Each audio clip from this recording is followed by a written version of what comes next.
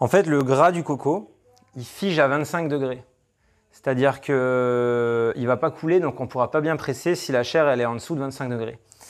Donc ce qu'on fait, c'est qu'on rajoute un peu d'eau chaude pour faire monter la température, pour qu'on soit au-dessus de 25 degrés, pour qu'on puisse bien le presser et bien qu'il fasse couler. Et on va pouvoir venir faire une boulette comme ça. Et on va presser le lait. Et hop, et on met la fibre de côté. Si on veut, on peut mettre une petite passoire pour enlever les petits débris, mais dans l'alimentation, c'est pas grave s'il reste un peu de fibre. Donc, avec cette fibre-là, on va pouvoir la conserver et faire des pots. Je vous montre, on en a là par exemple. On va mettre en conserve.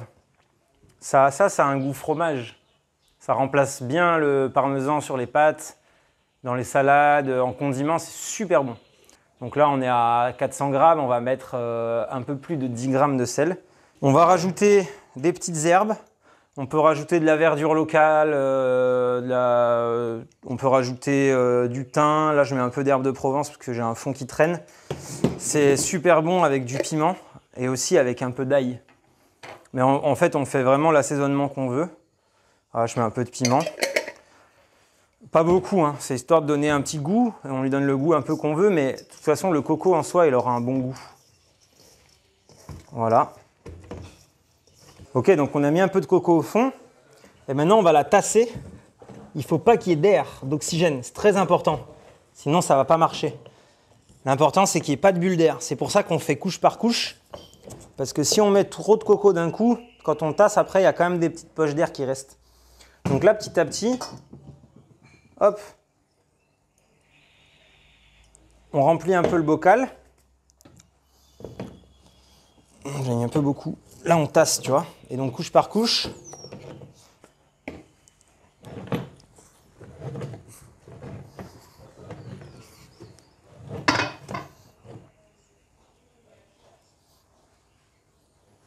Là, c'est bien tassé. Il n'y a pas de bulle d'air. On va laisser quand même un peu de jour entre le bouchon.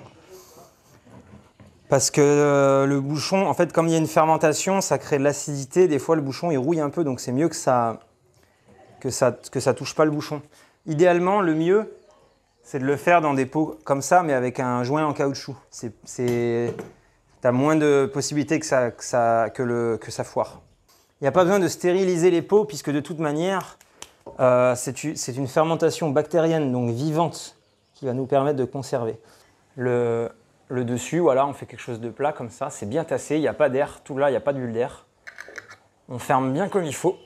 Hop, pardon. On ferme bien fort.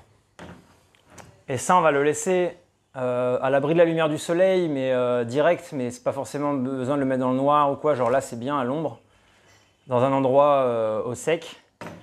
Et on va attendre. Et en fait, ça va prendre 3 semaines. Et dans 3 semaines, la fermentation, normalement, elle aura fini. Selon les températures, ça peut varier un peu. Mais 1 mois, c'est sûr, c'est large. La fermentation, elle sera finie. Et là, tant qu'on ne l'ouvre pas et tant qu'il n'y a pas d'air qui passe, le pot il peut se conserver pendant des années. Et on va pouvoir l'utiliser en condiment dans les plats, donc sur les salades, dans les soupes, sur les pâtes. Quand on fait un curry, on peut en rajouter sur le côté de l'assiette, etc.